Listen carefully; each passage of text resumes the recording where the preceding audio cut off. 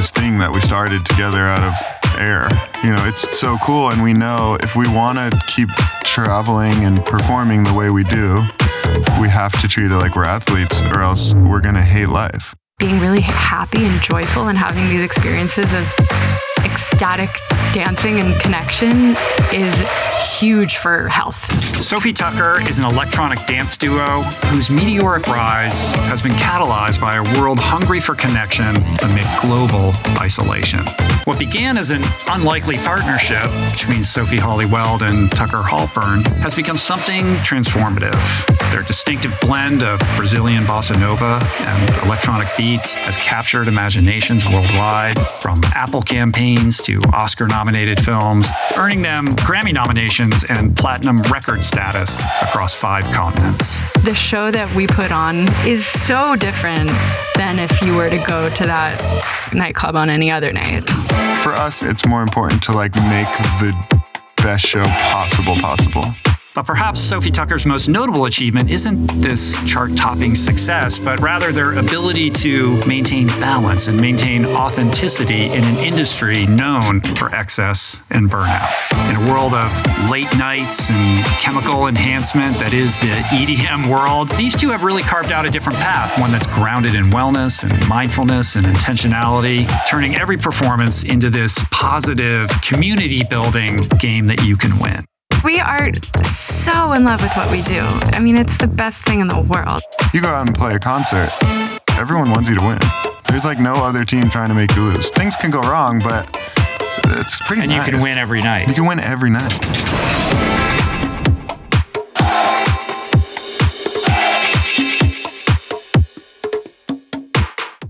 It's happening. You guys are here. I can't believe you figured out a way to get over here amidst this insane schedule that you have. But you guys rule. I'm really happy that you're in the studio today. Thank you. This is very surreal for me. And we're honored. Yeah. We were going to make this happen. Yeah. You were in New York, Sophie, and Tucker, you were in Vegas. Where were you? Earlier today? Yesterday I came from Vegas. Sophie came from New York. And you're going back to Vegas today? Yeah, we play Vegas tonight, New York tomorrow. When we were trying to set this up, I reached out to Sophie and I was like, can we find a date? And you texted me your tour schedule. For 3 months. I was like, it took me 20 minutes just to read it. I was like, there's no way this is happening. I cannot believe the relentlessness with which you guys tour. It's impressive. I mean, you guys are playing shows almost every day, it looks like. I like the word relentless. Yeah. Yeah, I would say that's true. We love to tour. We love to travel. On paper, you're a very unlikely duo. You're very different people. Together, it all makes sense, and you're like, of course, this works, right? But let's go back. I want to, tell the superhero origin story here. Who wants to start? We have a lot of friends from college, actually, who meet us, or not who meet us, but who have found out that we're in a band together now. And they're like, wait, what? How is that possible that you two are in a band together? Well, they said this 10 years ago. Yeah. They get it now. They get it now. We just ran into someone from college an hour ago. Yeah, it was fun. Anyway, okay. So you guys were both at Brown together back in 2010 to 14 or whatever. Yes. Yeah, pretty much. But you both arrived at Brown with very different backgrounds. I mean, Sophie, you lived all over the world and went to school in all kinds of different places. And you're Tucker, a Massachusetts dude. I was a jock from Boston. Yeah. Yeah. I was a basketball player. I was going to college to play basketball. I loved the coach there at the time, TJ Sorrentine. I thought he would develop me, and I would be a pro. And that was my pretty one-track mind life at the time. And you were captain of the team. Was that junior year? Junior year. Yeah, I was all league sophomore year, captain junior year, and I ended up getting sick before the season started.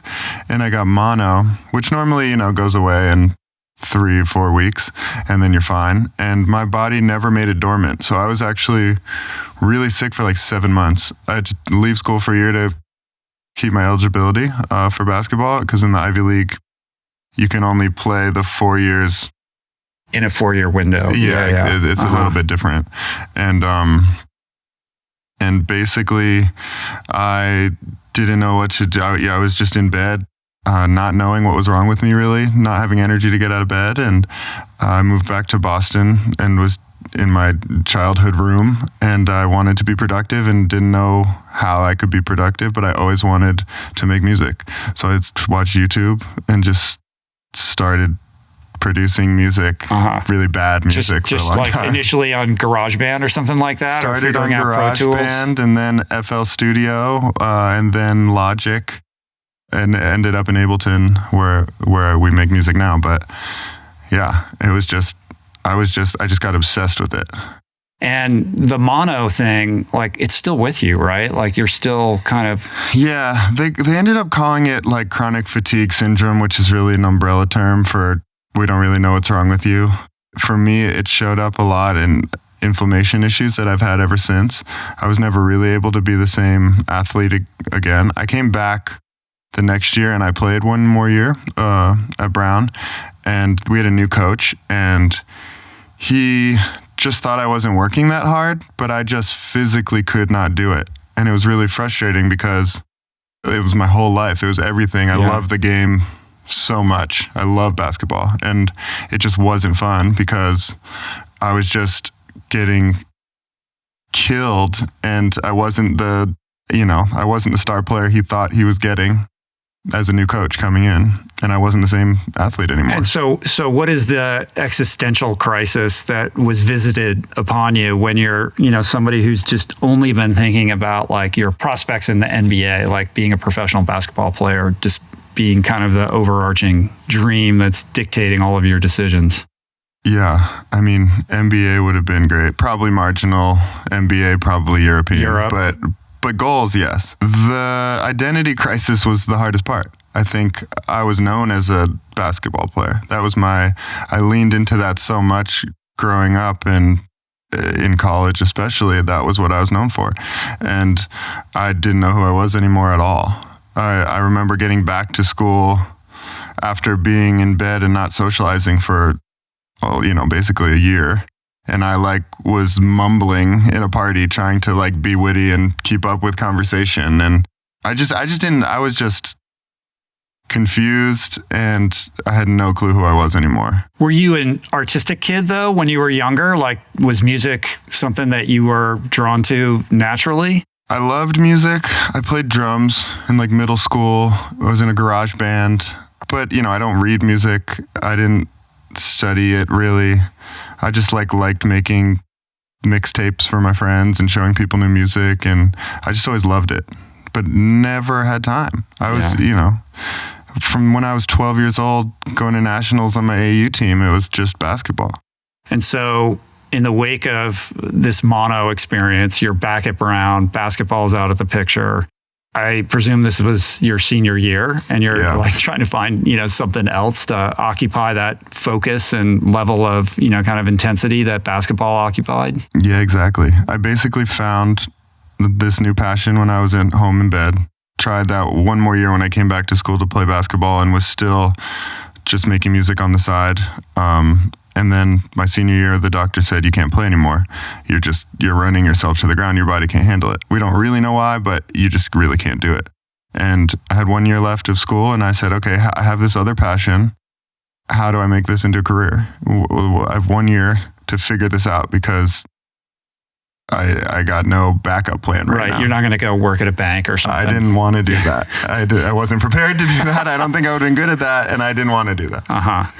Meanwhile, Sophie, walk us through kind of your background up to the point where you meet Tucker.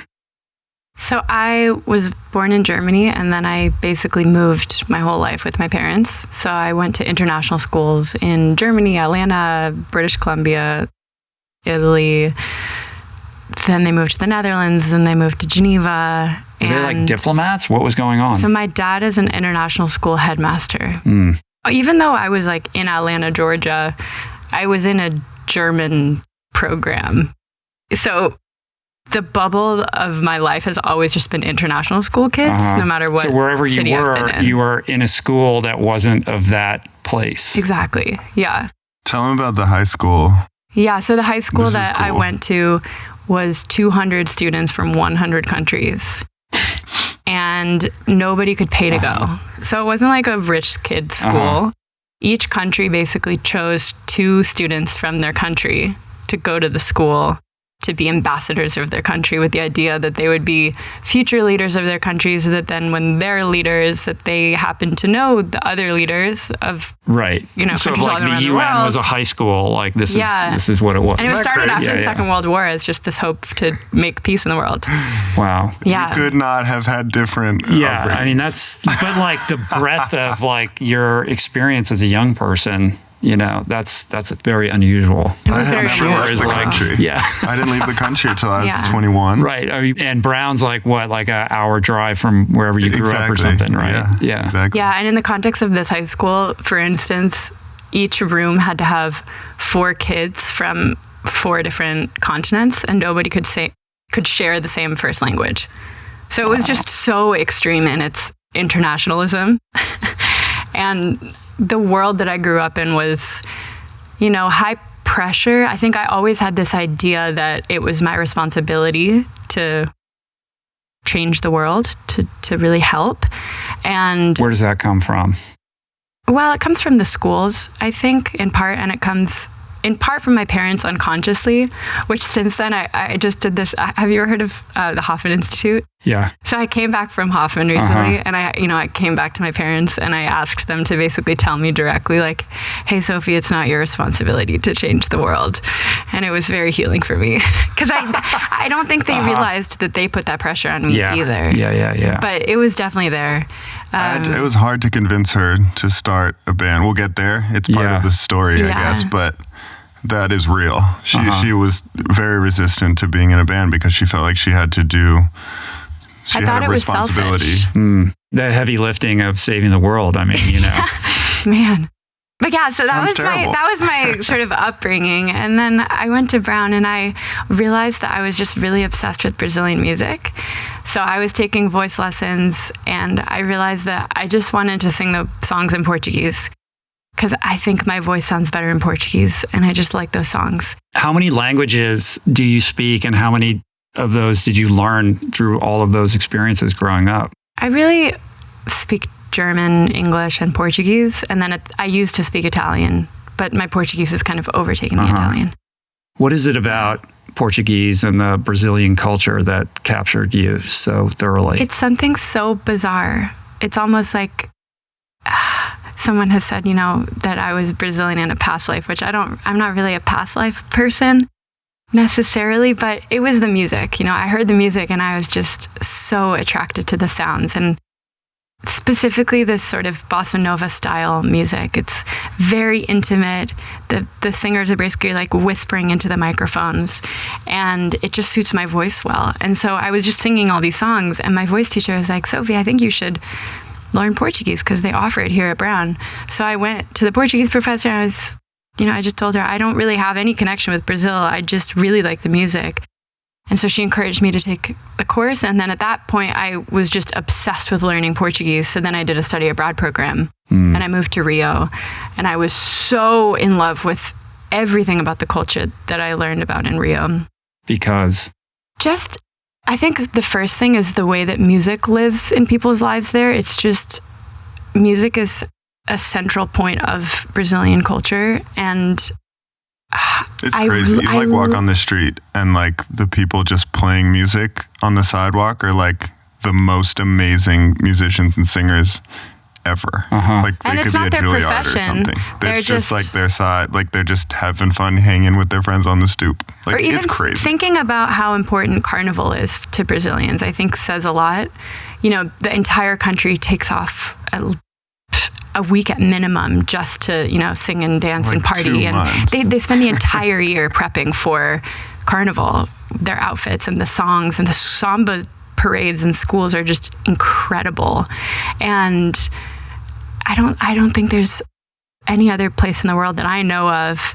I also just like the styles of music a lot, but just the importance of music and the importance of celebration and dance and sort of this like vibrancy just really captured me. So you're naturally drawn to this genre of music and just to music generally, right? But as somebody who's thinking like, I'm supposed to be saving the world, do you kind of keep that, as a side project because you're focused on, going into the nonprofit world or whatever that might look like, government or diplomacy? Like, I don't know where your head was at, but. Yeah, that's exactly. I think I felt this pull towards that, a lot of different styles of Brazilian music. And I also just knew that I wanted to live in Brazil because I like the culture so much. I just wanted to live there and be surrounded by it. But then I was studying conflict resolution, and I think diplomacy was sort of what I thought I should do. And I was a mediator at the time. And so it was something around that, like diplomacy, mediation, conflict resolution, international affairs, something like that. Right. You're going to be like that. What was that movie? Nicole Kidman is like working at the UN and gets herself caught up in some kind of intrigue. Oh, I don't know this movie, but I need to see it. I don't know either. Yeah. And then on the side, I was making music in Portuguese because I missed the country and the culture so much. And I just did it for fun, really. But secretly, I just wanted to sing and dance. Were you, when you returned from that semester abroad, were you performing music at Brown? Yeah, so I did probably like 3 or 4 performances. And it was just, I wrote some music, a lot of it was in Portuguese. It was just like me and my guitar. And then I had a piano player and a drum player join me on some gigs.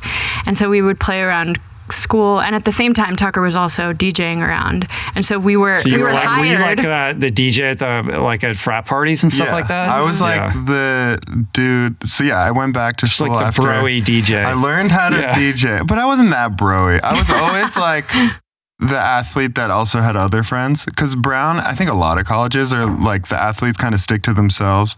They all hang out at like the sports houses, and then there's everyone else, and especially at Brown, because if you're an athlete, you get in, you're a recruited athlete, but everyone else, it's so hard to get into Brown that everyone else is like very qualified. Yeah.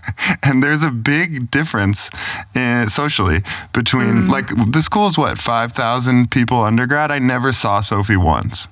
Like I never even saw her. There were even different libraries. Like you didn't even see me, right? No. Yeah, I'm 6'8", right. 6'7". I mean, I don't know if this was your experience too, but there was sort of 6'7". like the library for the intellectuals and the library for the athletes. There's no, really truly. separate And so we would libraries. study at different places. I never went into that library. I didn't go into the library that much in general. And even like the social circles never interacted. But not much. For an athlete, I was like more of a cross-pollinator. Pollinator. Yeah. I pollinated. So then, how did you guys? First of all, when you were performing, I know you shared with me a while back when you were at our house, like this idea of taking these Brazilian poems and then turning them into songs. Is that what you were experimenting with at that time? Yeah. Already? Yeah, a little bit. So. In like Christmas movies, when they start the movies by following different people's lives, and then they like bump into each other at the supermarket. Yeah, we're about to get into our like. Yeah, we're moving towards the meet cute. But it's like funny because it's also like a sliding doors thing. Because you could have easily not met. We're painting and this such never would have happened. A funny, like, these two lives that had nothing to do with each other, and then all of a sudden, the most important person in your life. In the screenplay, it's, we're building towards the inciting incident. And the funny thing is, in the moment, and I think this is common in those movies that we're talking about, where I just didn't really make anything of it. Like, I had my mind on so many other things that night, even, that it just kind of happened. Yeah, the night we met. We'll get to it. We didn't get there yet. Oh, okay. Right. So it's not romantic if anyone's not romantic at all. So basically, I was asked to play at an art gallery because I had played 1 or 2 gigs, and I was just doing it for fun. And I was thinking, okay, what do I want to do after school? I don't know. I was going to job fairs. I remember going to New York and writing a thesis. I was writing a thesis. I was in the library a lot, and I didn't really enjoy the thesis process. And I also went to this job fair, and I remember talking to all these people who were technically in my field and just interviewing them a bit about what it would be like to, work in a way that they do. And I just left the job fair. I remember being on the subway with some random girl that was there. And I just looked at her. I started bawling my eyes out. And she was like, "Are you okay? I don't even know you. This is kind of weird that you're just crying, but what's going on?" It's not that weird if you know her. Yeah. She cries. And I just looked at her and I said, "I just really want to just sing and dance.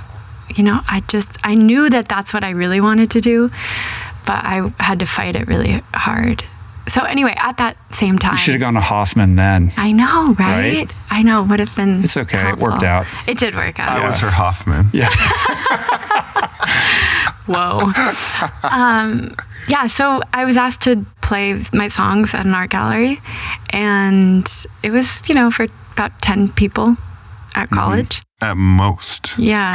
And so I went with the drummer and the piano player, and we were playing my songs, and they were inspired by, really, at this point, I hadn't started working with the Brazilian poet yet, but they were in Portuguese.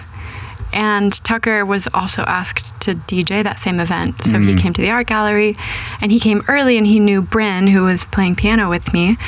And he just said, "Hey, can I come up early?" So he started bringing in a drum loop from a song. And he just said, "You keep playing, just keep up with the drums." And so he sped it up and sped it up and sped it up and sped it up. And Yeah, so her songs just got like really fast. And I was like, this sounds better. This is not only like the me cue, but also like the montage in every like music biopic where they're in the studio and like they just craft the hit song like in like at the snap of the fingers. Yeah. I guess a couple months later, we kind of had that moment. Yeah. But this moment, do you remember the movie That Thing You Do? Yeah. With Liv Tyler and I don't know, anyway. Tom Hanks. Yeah. But in the movie, their drummer breaks his arm and they have to get another guy to come in, like the guy who works at the fridge store. And he's like really good drummer, but he just plays it way too fast. And then all of a sudden, it's like a hit. Oh, and I know. Interesting. Wow. I always think about that. Had you watched that movie before? Yeah, but I wasn't like thinking like, I'm going to be like That Thing You Do. Yeah. So you have this little experience. Mm-hmm. Yeah, and he says, "Hey, I really like that. Do you have a recording of the song?" And I did technically, but it was not really usable. So then I just went over to his house the following day and recorded the song. Yeah, I was persistent. I was like, just come over tomorrow, we'll record the vocal, and then I'll produce it into like a dance music setting and see how that feels. It just like felt like it would be a good idea. And where was your head at, Tucker? Like, were you like, oh, this could be just a fun little thing? This was an interesting year for me because I wasn't an athlete anymore. I had spent the summer before this year learning how to DJ literally in my room at home in Boston in my parents' house. And then I went back to school. The first week I got a DJ gig at the swim house, which, I think got shut down after like 3 songs from the police. But I just had a DJ controller and a big speaker, like a JBL giant speaker. And I had a car, and people would just call him. After that first DJ set, people were like, "Oh, he's good. I like the music he's playing." And I got a couple more gigs the next week, and then people would just call me at like midnight and be like, "We're going to have a party tonight. Come over." And I would just get out of bed, literally drive over and play till like 8 in the morning. And it was like the best schooling I ever did, honestly. And there was a really good party scene at Brown. A lot of international people who like had a really interesting interest in dance music, and it was a good time for dance music. It was just like things were just clicking. And so Sophie comes over, you record this song, you do what you do to it. And was there a sense at that time like, hey, this could be something? Or did you share that song and was it received well? Or like, how did all the dominoes kind of fall to you guys saying like, hey, let's like make this a thing? I worked on that song for a little bit. It was very whatever for Sophie at this point. I think she was like busy with her thesis and jobs, and she had a fellowship that I think she had just gotten. So she was going to move back to Brazil after graduation and teach music and yoga, I think. And I was basically thinking like, okay, I think this is a good idea. The music I'm making is fine, but it's nothing special. How am I going to make music a career? And I thought there was something special there, so I kept kind of bugging her to do it. I also needed an extra credit to graduate. And at Brown, you can make your own class. So I was like, can we just like... Only at Brown. Can we make an EP? It's a great school. Can we make an EP of music? I loved that. And it'll get me a final credit that I need to graduate. And she was like, I don't have time. I have like way too many credits. I'm writing this thesis. And I was like, please just like let me do this so I can graduate, kind of. Like that was part of my immediate idea for that, I think. And so we ended up basically taking some songs that she had written in Portuguese, and I produced them electronically and made them, and I got a course credit. But relentless. I was relentless in bugging her to like get out of the library and like make music with me. And then I'd say a week or two before graduation, we were in the studio called Steinert at Brown, and I was working on a remix actually to like... Do you remember what it was? Yeah, I do. What? Do you want to say it? It's an old Green Day song, oh my God. a classic. And I was like, this is going to be sick. People are going to go crazy when they hear this. And I had made the music, and I was like, Sophie, can you play something like this? Or no, then I think I was like, the remix isn't good enough, so we took off the Green Day part. And then I was like, but it's got a cool vibe. Do you ever play electric guitar? And she was like, no, I've never played electric guitar. So this is the moment when it was like so then we grabbed our friend's electric guitar and like a broken amp with like a blown speaker, and I put it in her hands, and she starts like plucking it like a bass, and like doesn't really know what to do with an electric guitar because she's like a really quiet acoustic player. And I'd say within like 5 minutes, the riff to our first song, Drinky, was made. And it was such a, like, we had it on loop for like 2 hours, and it never got old. And we were like, this is really good. And then we were like, what should we do for a vocal? And this is when she was like, well, I was just doing a poetry reading with this Brazilian poet for my Portuguese class last week, and he has this amazing poem, and she just started reading it over the guitar and like the drum beat. And I was like, record it. And so we literally recorded it. And then and the song is literally like just like 4 minutes of different variations of that loop, basically. And it was just like special. I would say that I'm someone who's very mindful and intentional about optimizing my physical, mental, emotional, and spiritual health. I would also say, or perhaps admit, that I have a history of being, let's just say, a little less so when it comes to my finances. So one of my major resolutions for 2025 is to change my hygiene around that. And one of the ways I'm going about that is by using Rocket Money, which is really a terrific personal finance app that helps find and cancel unwanted subscriptions. It monitors your spending and helps lower your bills so you can grow your savings. It's been super easy to use, and what's cool is just how comprehensive it is. It's got this intuitive dashboard that gives you a clear view of all your expenses across accounts. It helps you create custom budgets and even alerts you about unusual spending or price increases. And how about this? They'll even negotiate your bills for you, dealing with customer service so you don't have to. And for me, that is a game changer.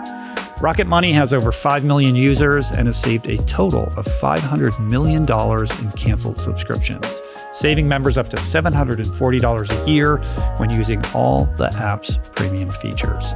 Cancel your unwanted subscriptions and reach your financial goals faster with Rocket Money. Go to rocketmoney.com/richroll today.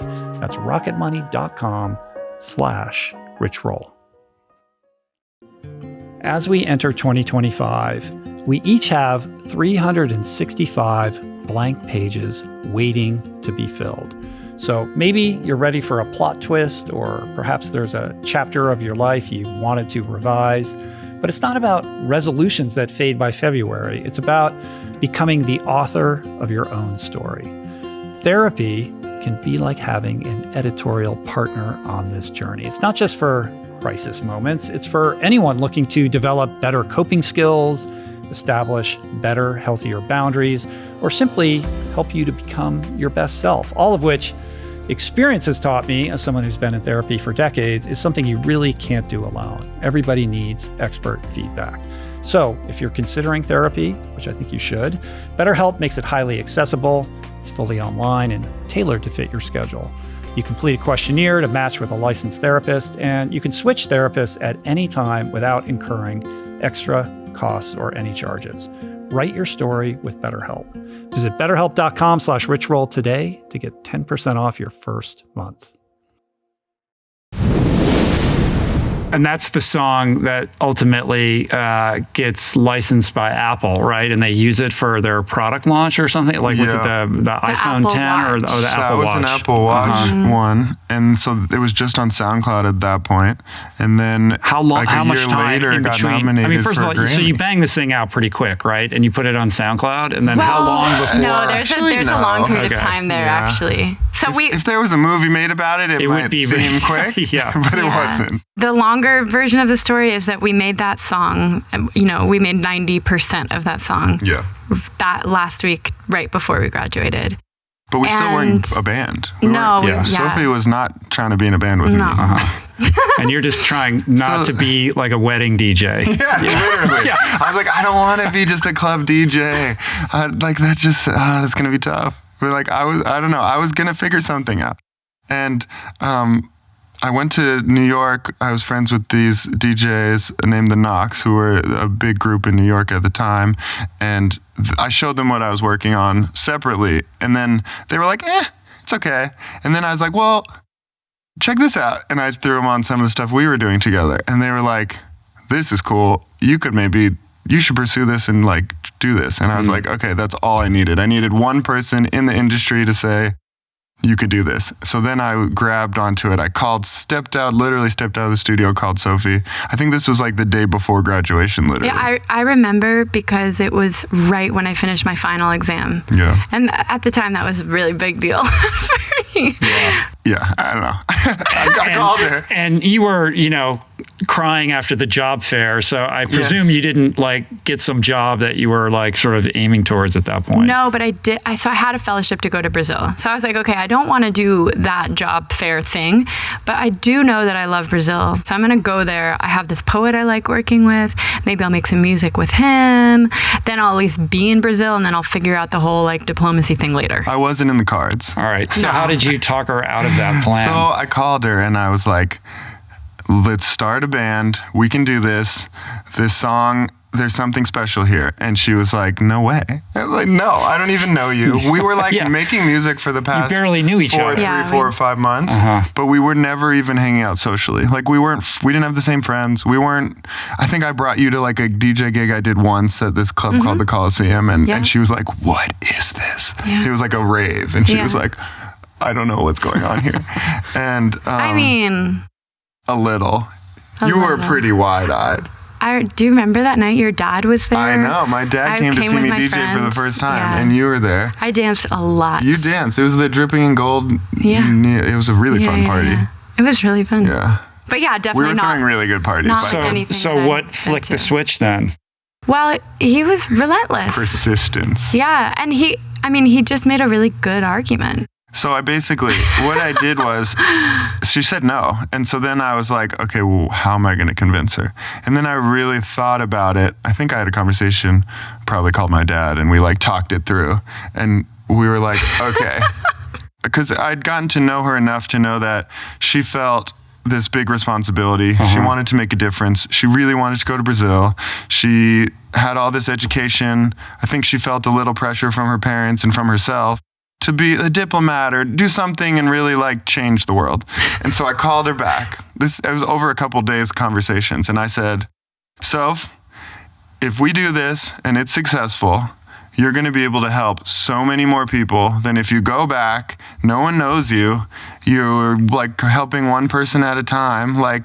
Yeah, it's valiant, but you'll be able to make such a bigger difference in the world, especially in Brazil. And I promise we'll focus on Brazil and make that a priority for us. That's a pretty good argument. And that was the going argument. Right to the heart of your motivation. Right? Yeah. And I knew It she worked. secretly wanted to do it. I just she wanted loves to sing and making dance. music. That's just what I wanted to do. You say it like it's so chill. I know. We do more than sing and dance. No, I know, but I think at the time... 1% of our job. You're like workaholics. But it's because we are so in love with what we do. It's the best thing in the world. I would do all of this in my free time if I had another job. So I feel like I'm just like living out my dream hobby. Sure. I mean, all the travel and the packing and the repacking Yeah, well, and the travel maybe a little less, but the actual work, I mean, the making music and performing music and everything that goes, into what we do is... Well, it's a special time for you guys right now too, right? Like, you've worked hard to be in the position that you're in, and you should take full advantage of every opportunity. And there's a lot of opportunity for you right now. Yeah. Although ironically, I feel like we're also taking fewer and fewer and fewer opportunities, which is the best part of right now. Like, I think before... But you're in a position where you can say no. Exactly. Right? And you got to say, you have to say no to protect the better opportunities. Right. Yeah. Like, I feel way healthier now than I ever did. We used to pop around the globe in a really bizarre way, and now we can be like, no, we're not going to go to Japan for a day and then back to Europe. That's crazy. Which is really It used to feel like, no, we need to do this, or else we'll be missing a huge opportunity. And now it's a little more on our terms. But we're still definitely relentless. And early on, we would butt heads on this a little bit. I remember one of the first, and this is where like my sports background really came into play, and we had to figure out where it fit with each other, because like we were in the studio. So we ended up moving to New York and working out of the Knox studio, the guys who I was friends with and Sophie was friends with too. And we were working at nights when they weren't in there or when they were on tour. And it was this little place in Chinatown. I've never seen so many rats. Not in the place, but that walk that we took from my house to there. Man. And this is like 2015? 14 still. Yeah, like the summer right after graduation. Right. So we were sort of in the studio trying to make our first like EP, literally learning how to make music, trying to figure out how to use the studio. Like literally it would probably take us like 3 hours to hook up the microphone because I was like still learning how to do stuff. And it was late one night. I remember this was like one fight, and we've talked about it. And it doesn't show. Sophie's a really hard worker, so this isn't to say she's not. But we had an argument because it was late, and she was like, "I'm tired. I want to go to bed." And I was like, "Who cares if you're tired? We got here a couple hours ago. Like, I used to wake up at 4:30, run stadiums, and then go lift, and then go to breakfast, and then go to practice, and then go to class, and then go back to the gym.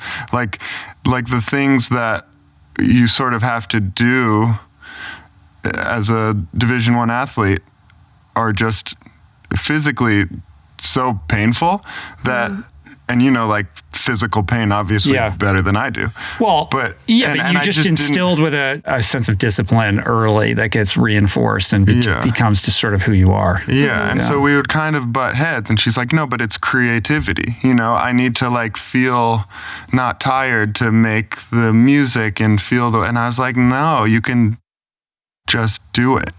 and then like and there's somewhere in the middle is probably the right answer. Yeah, it is. It is. I mean, that's a true statement on some level. Like it is curious, like where does the athlete mentality or mindset, benefit the creative process, and when does it work at cross purposes with it? Because obviously there's the performance and touring side of it. And I would imagine in that context, like the athlete mindset is very helpful because it's so draining, and you're putting on it's an athletic performance, what you guys do, right? So Sophie's probably that's sort of like become more of an athlete in those regards than I am now because of my inflammation and because of a lot of things. She's really more of a physical athlete now, like the way she treats her body, makes sure she gets her workouts in every day, follows a workout regimen, her sleep, her eating habits. Like she's probably better like now as a touring athlete than I am.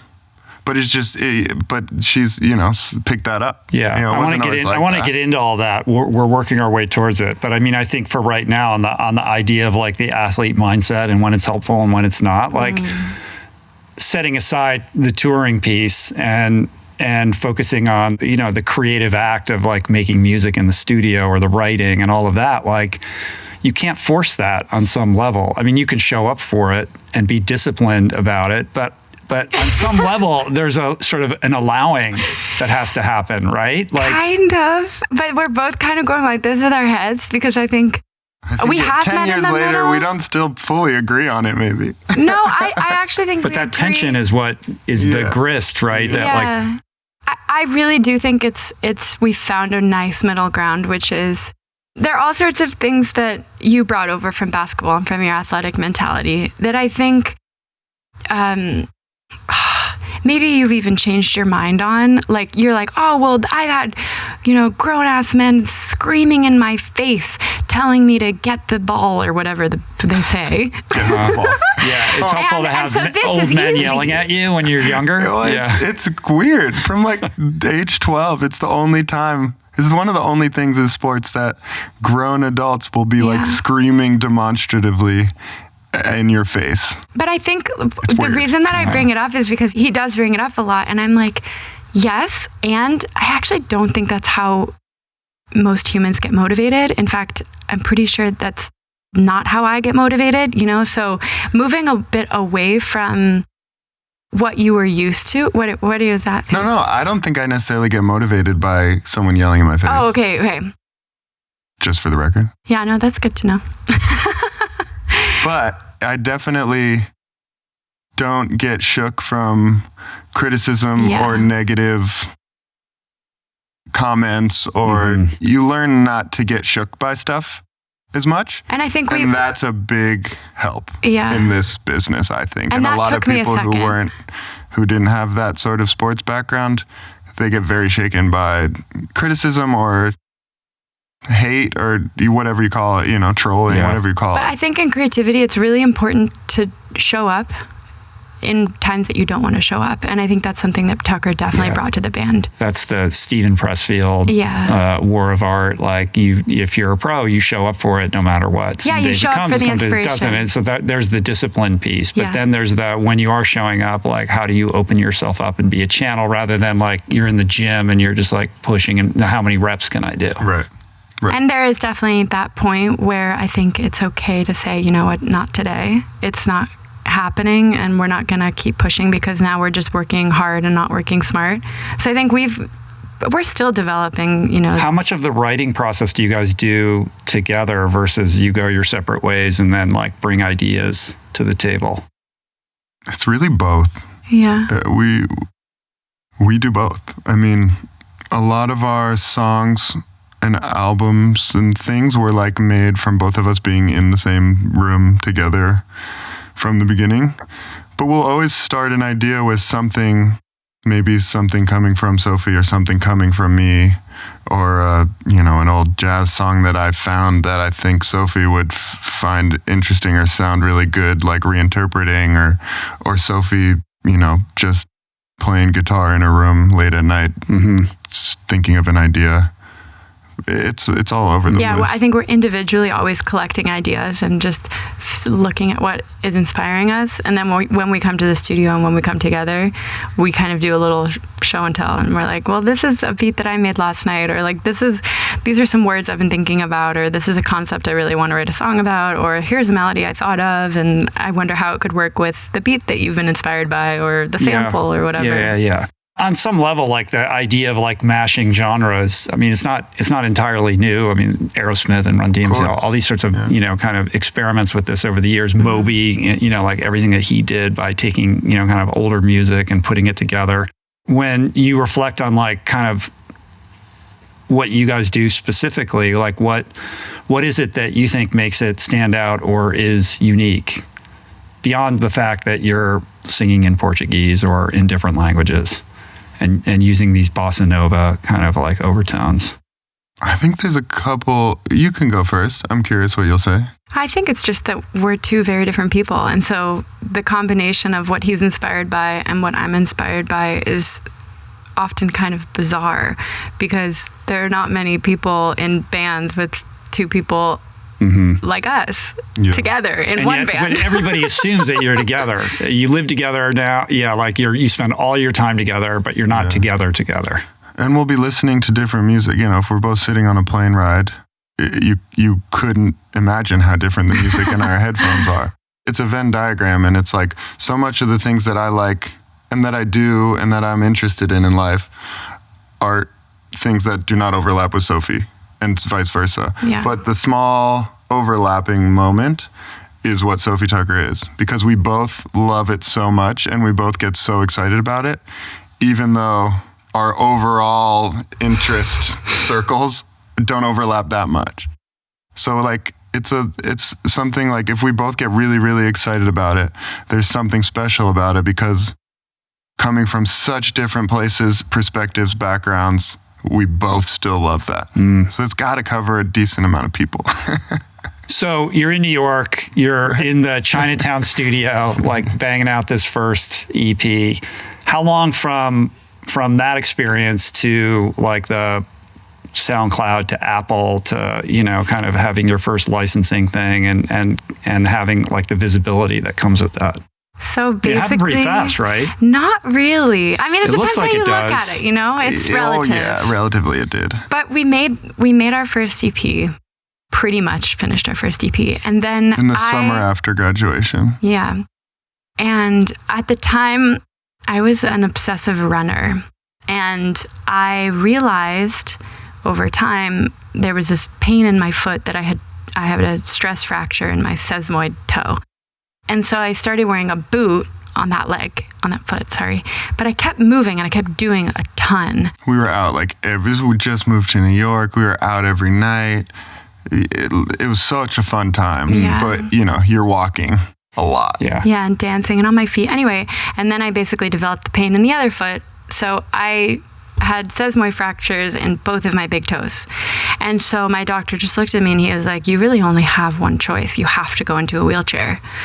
So here I am in New York thinking, oh my God, I have no money. And she lived in the worst, 6th floor walk up in Chinatown. Wow. Yeah. That place was bad. That was really with bad. 6 people that you didn't know. Yeah. That place was bad. And so I had one option, which was to go move home. And at the time, my parents lived in the Netherlands. So I left New York, I went to the Netherlands, and I was in a wheelchair. And we were just about to sort of launch this project together. And so I was in New York, well, I don't want to have to try to go get another job. Basically asking my parents, can you help me pay rent for a few more months? I think we have something special here and I don't want to abandon it. But Sophie has to go heal her feet. And I didn't know that my feet were going to be healed. It was a toss-up too, because sesamoids, wow. I guess you just hope that they 21 heal. 21 and in a wheelchair right when your life is about to start. Yeah. And so I'm living with my parents and, my parents are kind of convincing me to apply to jobs. So I'm applying to jobs, thinking maybe when I get out of the wheelchair, I'll be mediator. Just when you were about to reach escape velocity, you get pulled back in and re-indoctrinated. I remember you were signing up to be a personal trainer. No. Yeah, I remember. That's absurd. That's crazy behavior. I know. Gosh, okay. Well, not surprising. It turned out to be a really amazing period of time because for 4 months, Tucker and I... months? Yeah, it was 4 months. Sheesh. Tucker and I talked every single day on Skype. And at the time, we still weren't really friends. We didn't really know each other. We hadn't really gotten vulnerable. And so now, I think in some ways with the safety of, it being on the internet instead of in person, I felt like I really got to know him. And I was in a really vulnerable spot. I was really anxious. I was scared. And I had been in that spot a few years earlier, right? Literally so you were able in to bed. Kind of trauma bond over your health ailments. I would say that's when we really became friends. Yeah, I was really able to relate and sort of help through it in an interesting way. I also, though, was having a lot of anxiety because I didn't have anything going on. I didn't have a job. It was a weird time. Yeah. I got on Prozac back then, actually. I was had a couple panic attacks. It was a weird time. It was a really weird time, but I think, Tucker is a 6'7" guy. He used to only wear black leather jackets, and there was an impenetrable kind of vibe.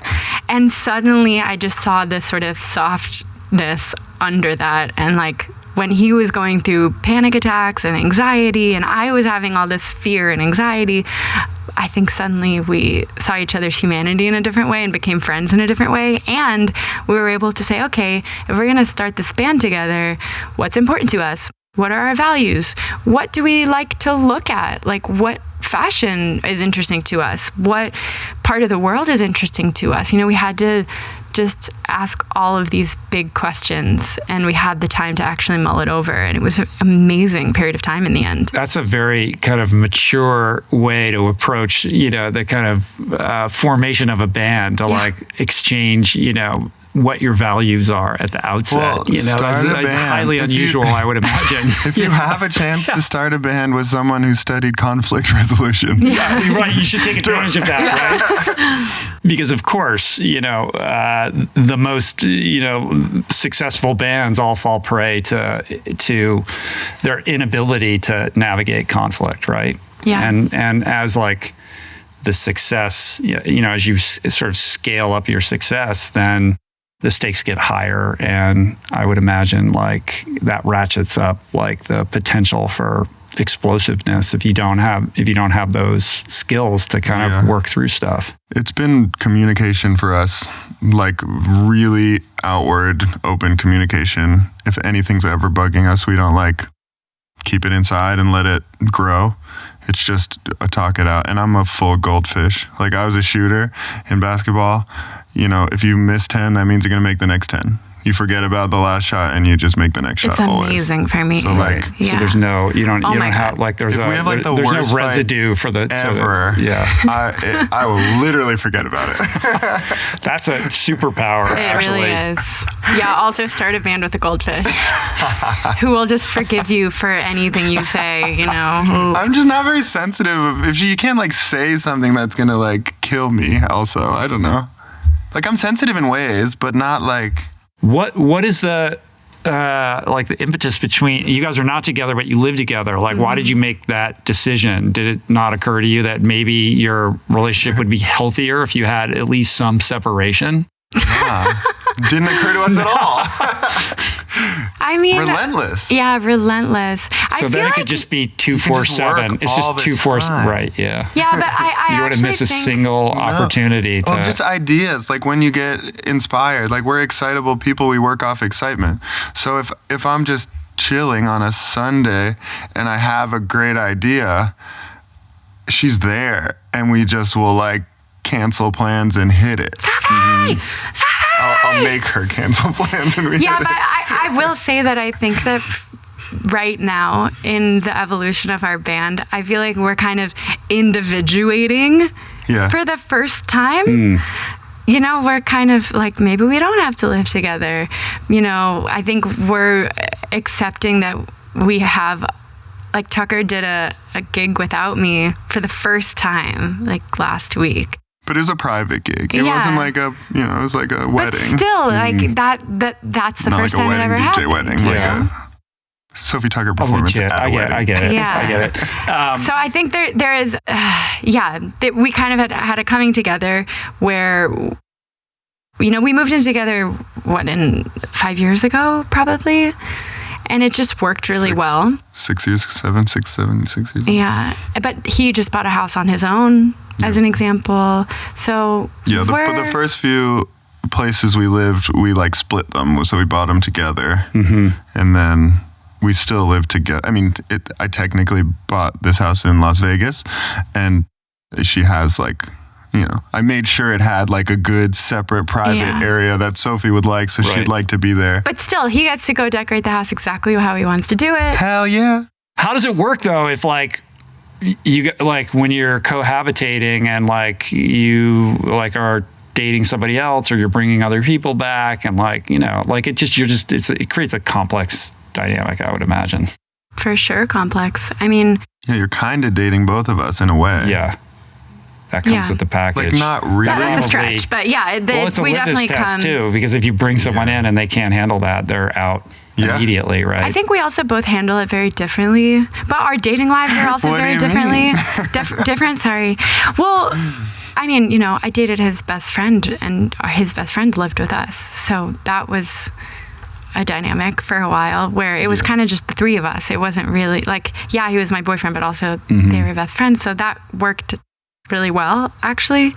And then I think when he brings girls back Like she's to our my house. mother. Yeah, I know. I'm just very She's judgy like my mother. I'm not judgy. I'm just boundaried. She's judgy. I'm boundaried until Hot off your Hoffman experience. Yeah. Yeah, she's cold. Laying down I can the be boundaries. She scares them away for sure.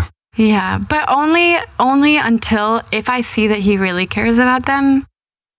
You know? I care. I always care about them. No, Right. but like if they're really going to be a part of your life, then I think but I'm this way with everybody. I think I have boundaries unless I open the floodgates. Yeah. So I'm not. My floodgates are pretty open. Yeah.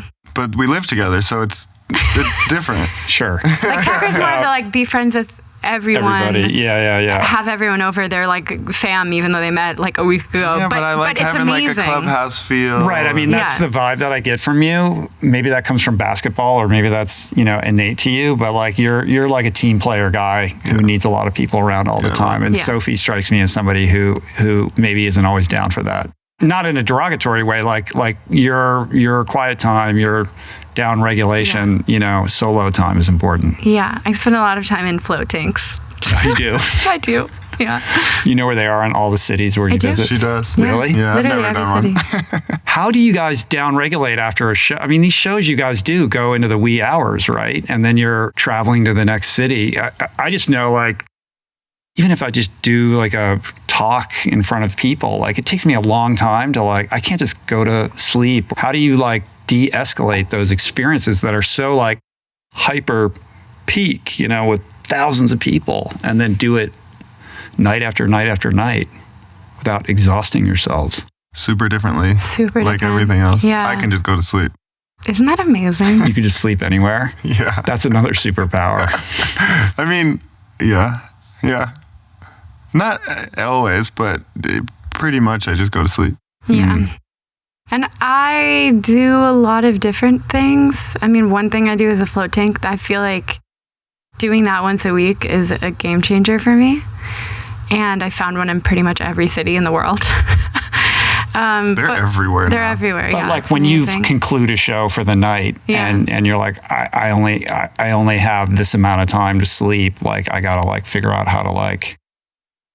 I feel like it used to be harder, but I'm actually much better at managing it now. I mean, I just go. She used to be really extra. She'd have like a 2-hour wind down routine. Yeah, but And this at is the when time we I had to think like it was share just rooms because we like weren't making any money and we couldn't afford to like have separate rooms. And she would literally be like stretching for 2 hours. Yeah. And I was like, go to bed. I mean, now I have a physical cool down. I have a vocal cool down. It's short. It's like 5-10 minutes, and then I go into my bunk. I read a book or I watch something. Putting my legs up the wall. Sometimes I take something to sleep if we're on the bus and I know it's going to be a shaky night. I mean, I've kind of also embraced that sometimes like pharmaceuticals are great. So effective. Yeah, when needed, it's better than Effective like is a good back to word. back to back really bad night of sleep. I mean, you're not like sober, but in the EDM world, I would imagine you're very sober, right? Like you're basically in these environments that are like, just off the rails, like every single night, just insane amounts of drugs and alcohol. No, and I would say I'm sober. You are. You're Sober. sober. I mean, Okay. Besides a sleeping pill every now and then? Yeah, like I forget what I take, but I just started taking it from California sober is when you smoke pot, but you don't drink, right? It's some version of California sober. Yeah, when I say taking something, I'm talking about like Benadryl, Oh, like, okay. You're not talking about like Valium or no. Ativan or something. That would be too intense for my system. I'm so sensitive. When we go on like a Ambien. European flight and she's like, I'm going to take Xanax or something, it's 1/16th and she'll like still panic if she takes it. It's crazy. I actually did panic because I was like, I don't like when things are happening to my body that are unfamiliar, that I don't know. Because I've been sober for over 10 years. So and I don't really like. I mean, it's kind of new that I've even embraced that maybe it's okay to like take 1/16th of a Xanax on a plane, But the first time I did it, I was like really panicking. I looked over at Tucker and I was like, I just feel like something's happening in my body and I don't know what it is. And he was just like, Sophie, calm down. Everything's going to be okay, You're good. It's pretty anachronistic that you guys are so like oriented around like well-being and like taking care of yourself in a world that is sort of, at cross purposes with that. Like every like everything about that world that you inhabit is like working against that. Yep. Kinda, but I also think that's part of our goal. The shared relentless goal that we have to grow and continue growing this like community and this thing that we started together out of air. It's so cool, and we know if we want to keep traveling and performing the way we do, we have to treat it like we're athletes, or else we're going to hate life. Yeah. We're not going to be charming when we get up early to go to a radio station and have an interview. We're going to not enjoy life. We're going to be rude to people. It would change everything. So, and I mean, I'm not sober, but like, I'll have a drink here and there and pop off occasionally, but like, we're pretty much athletes, Mm-hmm. And you're modeling it to not just your audience, but other musicians as well. Like, that's part of changing the world, Sophie. Yeah. You can feel good about that. I mean, a lot of people do come to us, and they just ask us, how do you do it? Because either they're thinking of becoming sober, or they see that we're able to withstand the schedule that we have, and they want to know how. And a lot of it does have to do with these like kind of boring, simple, but like amazing little tricks that we've learned.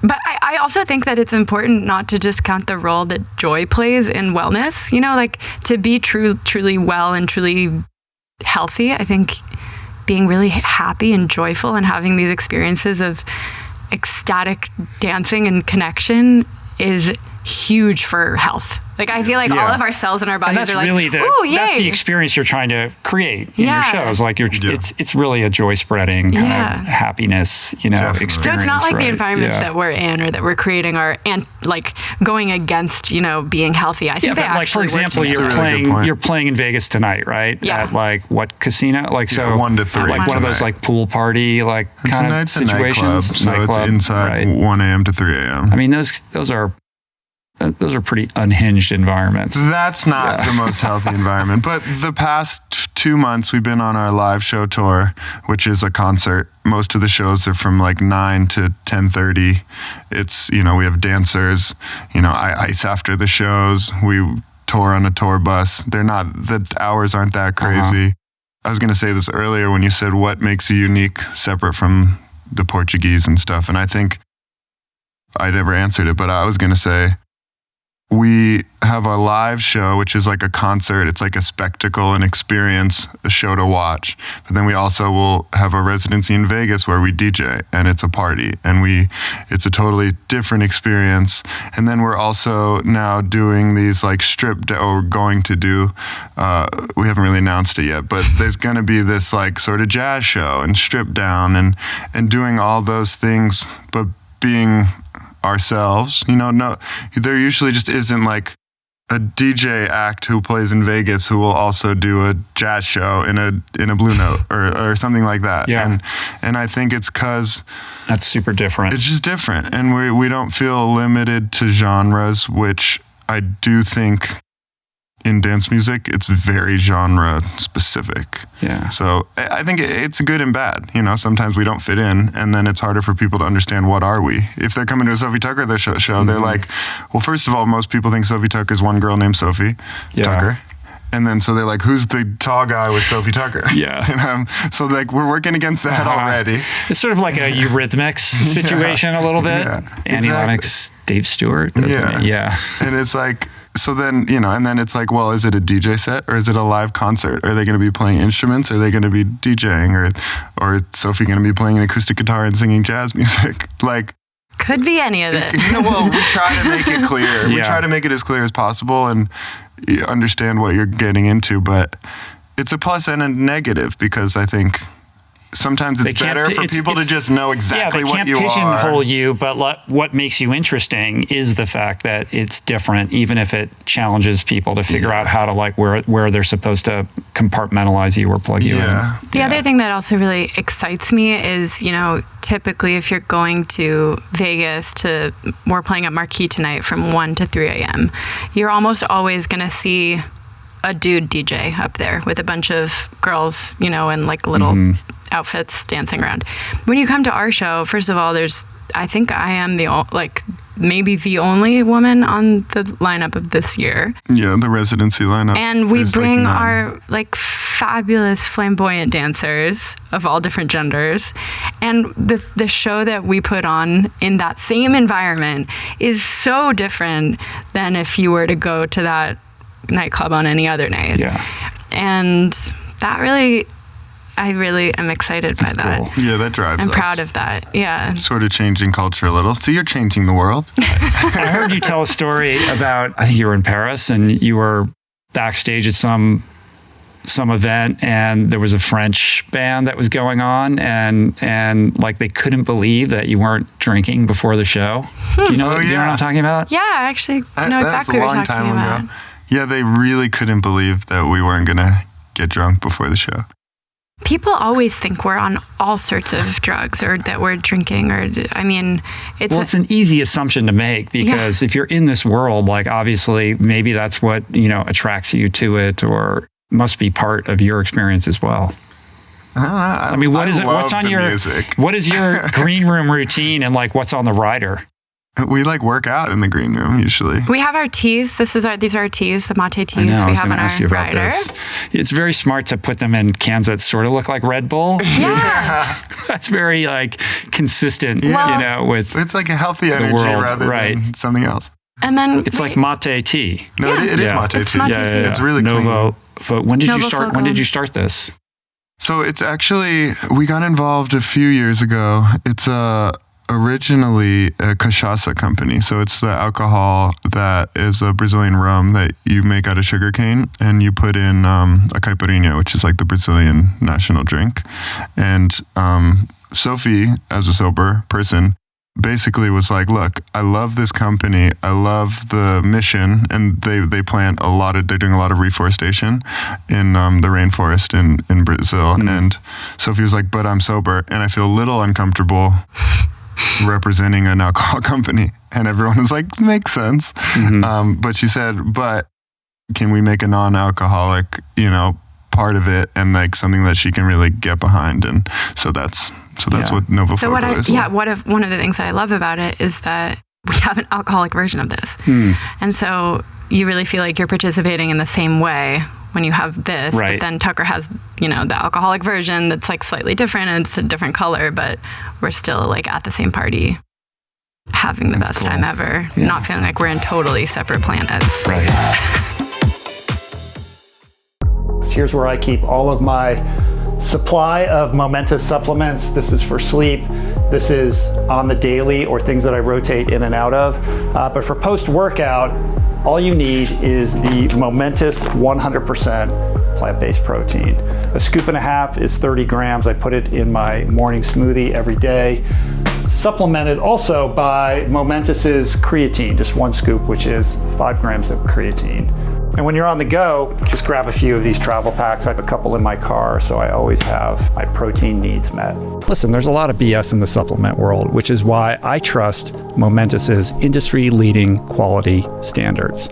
Here's what you're going to do. You're going to try Momentous for yourself by immediately, right in this moment, going to livemomentous.com/richroll or click the link in the description below where you will be rewarded with a full 20% off all their top-of-the-line products. I'd say that I'm pretty skeptical of trendy skincare ingredients, especially when I hear the word peptides. It's a word that's so overused at this point. It just feels like longevity washing or something. And yet, I do care about my skin. We all should. It's our largest organ, after all. And I have to say that after looking into the research behind OneSkin, I've changed my mind. It was developed by an all-women team of scientists who rigorously tested over 900 peptides before honing in on one specific active ingredient. It's a peptide called OS01 that penetrates the skin's deeper layers and works on the cellular level in ways proven to help skin look, feel, and behave like its younger self. I've been using it daily for quite some time, as has Peter Diamandis, a man obsessed, I think it's fair to say, with health span extension, who point blank said the exact same thing in our recent podcast. So check it out. Get 15% off with the code RichRoll at oneskin.co. That's 15% off at oneskin.co with code RichRoll. Your future self will thank you. The writer. So you're working out in the green room ahead of time. Mm-hmm. You have foam rollers. Yeah, I actually stopped foam rolling though. It turns out it's not very good for me. But we have a yoga mat. We have weights. Do a little workout. We have protein bars. It also depends if it's what type of show we're doing. So our live show will really get like fully sweaty and warmed up before the show starts so that we come out right away. On a DJ set, it's a little more casual, a little less preparation because we don't have to put our bodies through as much. Mm-hmm. It depends. But I've even started doing vocal warm-ups recently because I'm singing a little bit more. But Sophie's really good about that. Yeah, I guess the rider does range a lot. I mean, we have a pretty extensive rider during our live show. Like what's on the rider? Foods. It's like avocados and pulled chicken, olive oil, gluten-free bread. Full meals. We just make little meals. Are the stagehand guys like, are you sure this is all you want? Yeah. But which bottles I can hook you up. I got a guy. Was it 2000? So you're back from the wheelchair experience. You're back in New York. Yeah. And how long was it before the Apple thing? Because that was really like kind of your first break, right? Yeah. That's correct? Totally. Yeah. I had just gotten out of the wheelchair, and then we put it on SoundCloud, and Apple reached out to us and said, hey, we want to put your song in a commercial. And we just looked at each other and we're like, is this the real Apple email? What is this? Is this a joke? We thought a friend was like punking us because it was through a different, you didn't have like .apple or anything, and which I guess I don't know if everyone could have a .apple. I don't know. We were shocked. And but it's real. How long had it been on? Was it getting a lot of activity there? I think a couple of weeks. Not much. It was getting activity. It was because back then it was early Spotify streaming days. Mm-hmm. So it was basically, there's a lot of blogs on the internet, and people like had these like tastemaker blogs, and there was like an aggregate called Hype Machine, and basically if a bunch of blogs were posting about your song, it would go to this aggregate like list, and if it gets to number one, a lot of people, it was sort of a tastemakery thing to pay attention to, but I was really paying attention to it a lot, and Drinky went to the top of it for like the full amount of time it could, and then went back on the list and went to the top again, and we were like, something's going on here. But it didn't like have, compared to a standard today, it had nothing. But at the time we were like, something's bubbling, but we didn't know where to start. We didn't have a manager, we didn't have a lawyer, we didn't have anything. So we got this email and we were like, we need a lawyer. Like, they're going to send over a contract. We don't know what any of this means. Right. Yeah. And it was real. We were able to pay rent suddenly. So I stopped looking for other jobs. And then we just kind of went full force and started being really relentless. Yeah. So that was, what year was that? 2016. And the following year, 16. I think I think it was 15, and then it got nominated for a Grammy nomination for Dance Record of the Year, and it was the 2016 Grammy. And this was the song that we made during college. At Brown. Where I had never played the electric guitar before, and it was crazy. the Portuguese poem. Yeah. So yes, you've been doing it 10 years, and maybe I was a little overly excited about compressing the timeline, but that's still like literally the thing you made, quickly in college that I'm sure you iterated on and improved before before it became what it became. But like that gets nominated for a Grammy. Yeah. And you guys figured that out before you even really knew each other. Yeah. Yeah, that was a crazy moment. We were doing a music video shoot on the day we found out, and we didn't know it was even entered in the running. We didn't know it was a possibility. Never in our wildest dreams. And I looked at my phone after some scene in a shoot, and it said like 300 texts or something. And I was like, I remember walking up to Tucker. So you weren't even thinking that could be a possibility. We didn't know that was the day the nominations were coming out. It was not on our radar. We were just trying to like have people know who we were somehow. What was it like to go to the Grammys for the first time? It was terrifying. Really? Yeah. Why? Well, because I'd never like posed on a red carpet before. I found that very intimidating. We were at that's shocking now. No, like, it's not. We were at an Sophie event is last like night. the most fashion forward. Like, you're made for this shit. You have no idea how much that is not a true statement. When we started the band, Oh she literally was like, I don't like fashion. I don't think it's good for the world. That is shocking. I'm like because not interested. You're all about the fashion. I'm not Oh my into God, I love it. that And that's I was what it like, looks like. I kind of like fashion. Like I would like try to do a dual RISD Brown fashion program thing that I couldn't do because of basketball. So the art thing was there. It was like always in the back of my mind, but everything was backburnered for basketball. Mm-hmm. I was definitely not like the typical athlete, but it was different. You know, athletes all wore like the same like sports teams hoodies and sweatpants and stuff, and I like didn't. And my coach was kind of like, "Why don't you hang out and dress like the guys more?" And I was just a little more. I don't know. The seeds were there. The seeds were there. Like, did you notice even when we walked in that I asked Tucker, like, this shirt or this shirt? Like, this pants or this pants?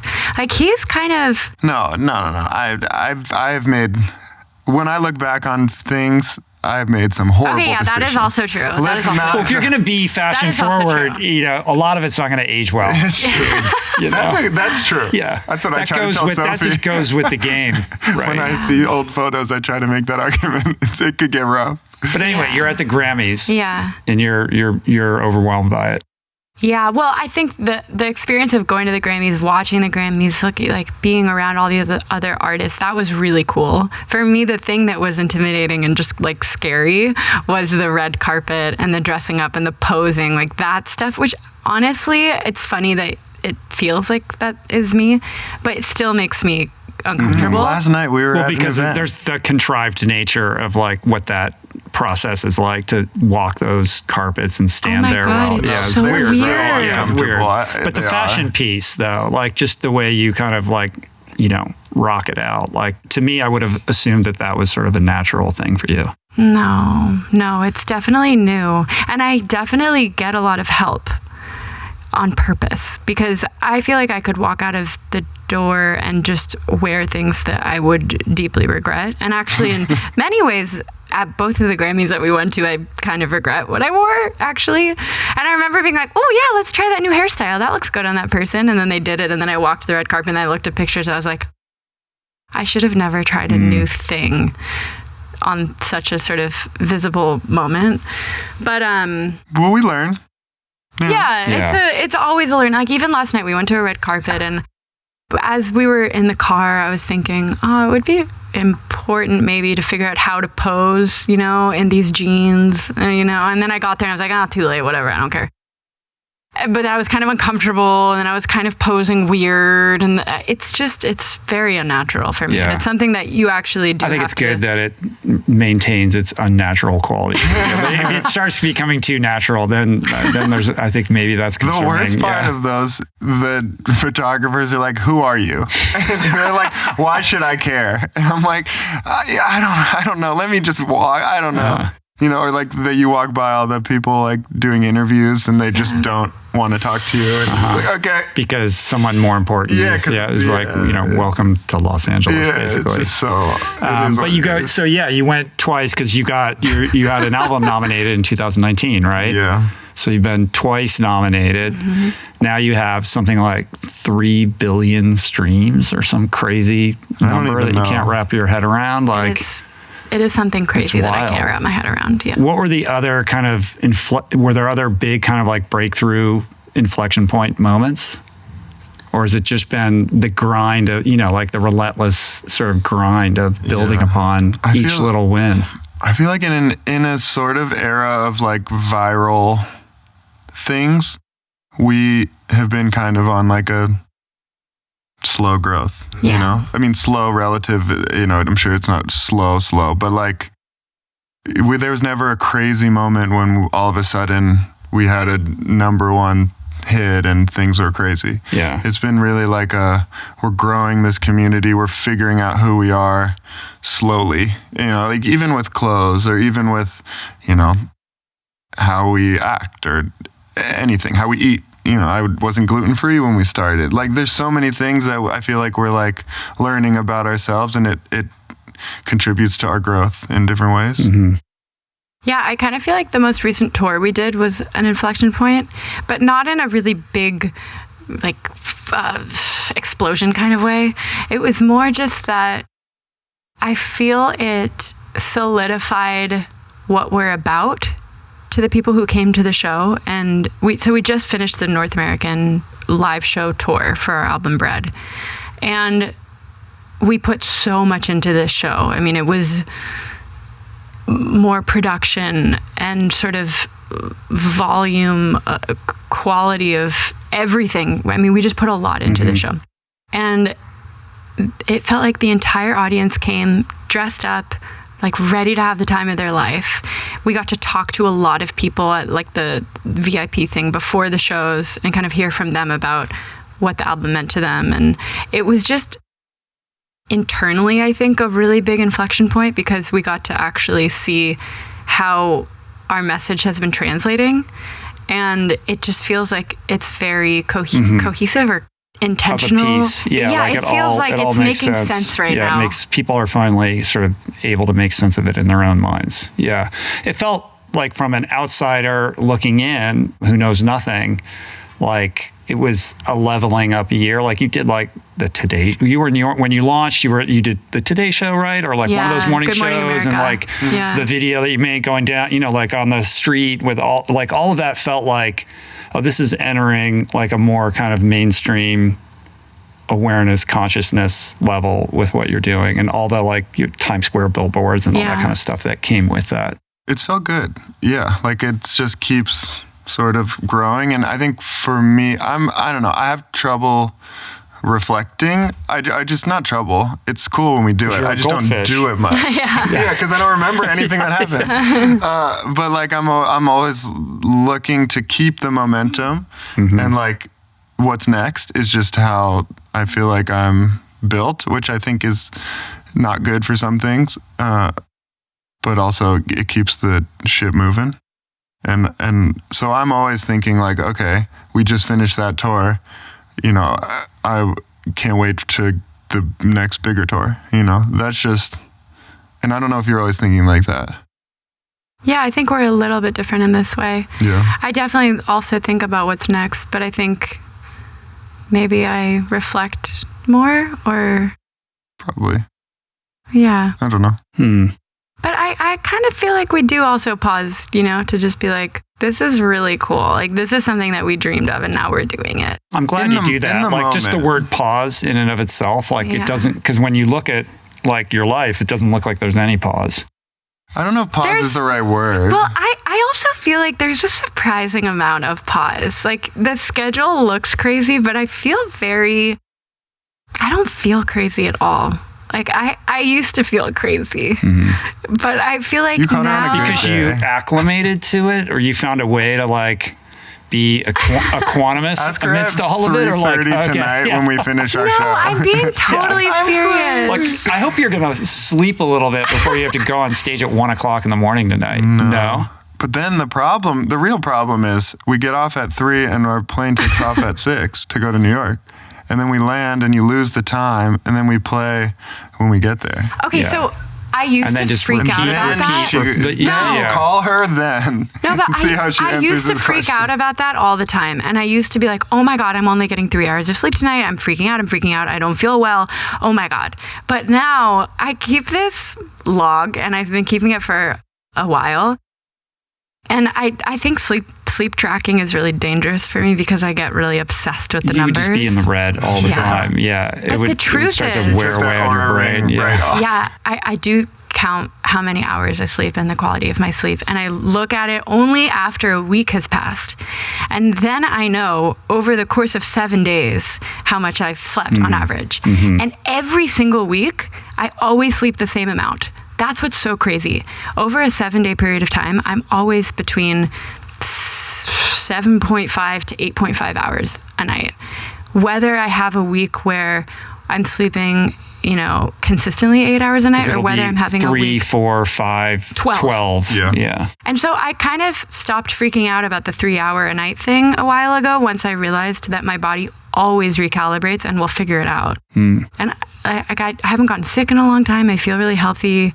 I feel like we do have moments to pause, even doing things like going to the float tank. Like these are these moments where I feel like we do have a lot of space in our life to pause and just be like, wow, we just sold out the Santa Barbara Bowl. That's so cool because we opened for Odez at the Santa Barbara Bowl, 4 years ago. And that was always a dream of ours. And now we're here. And I've always wanted to be on the Rich Roll podcast. And now we're here. I mean, that's so cool. Actually true. This is like an pitchy inflection moment. point. No, it Come is. on. I'm Not dead kidding. serious. No, not kidding. I'm dead serious. I reached out to you thinking they're not going to come to this. They're playing shows every I night. freaked out. I was like, We've been talking honored. about you for 6, 7 years, like a that's long cool. time. Yeah. A really long time. Awesome.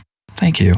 I'm you. curious about like how the business of it all works. Like the music business has changed so much and it continues to change. Like how does it all work? Like what's fact? What's fiction? I mean, my sense is touring is now like that's how you do it. You're not doing it on album sales. And we've all heard what streaming revenue is on these platforms. And you have to diversify. You've got like, we have this Novo Fogo and you've got like merch and all kinds of other stuff. But like, how do you think about it? Like what is the brass tacks of like the sort of business economic end of like how it is that you do what you do? There's a lot of ways to do it, I think. And it depends on the genre of music is really different.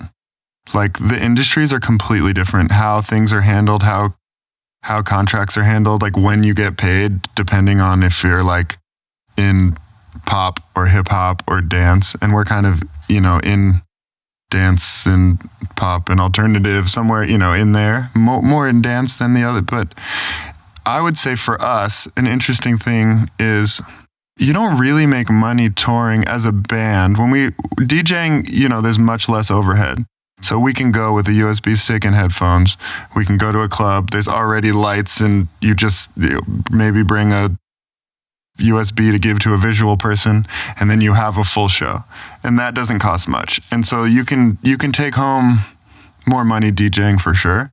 But the live show, you're pretty much losing. We were losing money touring for the first 4 years. Wow. And the reason just we were because able, all the cost and the cost. transpo and people. the crew and all the flights. Right, Even right, when yeah. like we were starting our first headline tour ever, we had done like 3 opening tours, which you're barely getting by, if anything, and we're like following some band on a tour bus in like a rented Chrysler Town and Country with one other person with us who's a sound guy and a tour manager. We put up things, break it down before the shows on stage in front of people. Like, we're sharing a room, like those things. And then the reason we were able to do all this and lose money on it as an investment was because we were syncing, which is like the commercials. Right. So the TV, licensing is the a big, licensing is sort of powering the whole thing. I would say while. 4 or 5 years, 90% of our income was from licensing. I looked on IMDb. You guys have like 31 credits of your stuff showing up in movies and TV. Yeah. Yeah, it turns out And that we more make in music commercials. that Oh, yeah. works really well in licensing, which isn't always the case also for people, but so far, knock on wood, it's served us really well. I think it was in 2018 we were nominated for best licensing artist in the top 5 in like the world, and the other artists were like Katy Perry and like some huge names, and we were like, this is so weird. That's crazy. And our manager, so sort of like quietly the moneymaker. Yeah, you go out and do your other kinda. stuff. Our manager, who's like an old school, really great guy, was like, just so you know, it's not always going to be like this. Yeah. It's like pop music. There's like, you're hot You're the new among kids. all the licensing directors and all these shows and Netflix and all these places. And one day, it's going to be some other new band that they're all excited about, and it's not going to always be like this. But for us, it was like that for a little while. And luckily, we grew our touring and invested enough in it to that once you get, he always used to say, when you get to 1,000 cap rooms, you're going to start being able to make money on touring. And because we're crazy and we always want the best show ever, when we got to 1,000 cap rooms, we wanted lasers. Ramped up your costs. We need lasers. We need dancers. We need this. So then he's like, okay, when you get to 5,000 capacity rooms, and we kind of keep being ridiculous. It's like the Wall Street investment banker who keeps like, well, when I get to but just keeps buying more and more shit. Yeah, I'll be rich when I make this much money, but your house now costs $1 million a year. Yeah. And so I think for us, it's worth it because we want to invest in the artistry and keep growing it. And I think a lot of people maybe, will make those artistic decisions because of they want to make money on a certain tour. And then they kind of get stuck on that level of capacity rooms. Right. And sometimes it's the right move, but sometimes for us, it's more important to like make the best show possible. Yeah, because ultimately that's the investment that you're making for the longer game, right? And it does pay off. Then a festival offer will come and they'll be like, well, your show is so big, just visually it's so big that it can actually fit in this stage. And so then you get a good offer for that festival. I think they look at it a little more numbers-wise. So they'll say, okay, you sold 15,000 tickets in this city, like hard tickets just for you. And then they'll sort of calculate and be like, okay, this was worth this much for a festival set. And festival sets do pay a lot more than like a headline show. But you do the headline show to show the festival bookers in that region your pull, basically. Yeah. So you have a team, you have a lawyer, you have a manager, you've got, all the kind of typical people that a band of your kind of, size and stature would have. You're on a label, right? Yes. Are you? Kind of independent. You're independent. Yeah. So you're doing it without that's interesting. Yeah. You were on a label previously? Like I was just kind of like, I just went on YouTube and put your name in to see like what videos would show up that aren't on your channel. And I saw some really big videos with a lot of views that were like on a label channel. And I just assumed that was your label, but that was your previous label? Well, so kind of, but basically that was our previous label, ex-US. So we were signed to Ultra, but not in the United States. I see. We had a distribution deal with them in the US, but we were technically independent in the US. So we were on Ultra for the rest of the world. And so we would upload our YouTube videos with them, for instance. But it did mean that we had a very different situation, financially and also artistically, because we've always been able to call the shots. Because if we're independent in the US, we're like, okay, we want to release X song, in a month or whatever. And then the rest of the world kind of has to follow suit. And we get to play, point guard, if that's the right metaphor.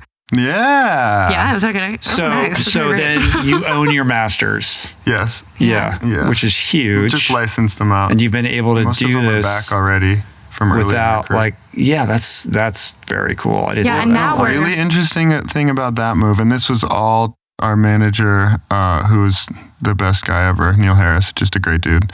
And I don't know if we're like divulging too much, but this is all. No, this is what it is, or what it was. We're not in this deal anymore. I'm just interested in like how an artist thinks about like their own rights and what they're creating and how much control they are able to exert over like how it's distributed and everything that comes with that. That's always been really important to us. I think we've always wanted to call the creative decisions, and I think for what we do, it makes most sense for us to do that. Some people, it probably does make more sense to be on a major label who can pull the levers to like make you have the biggest radio hit in the world. We might not be able to do certain things like that without a lot of help, or like we could go out and hire people on our own with our own money.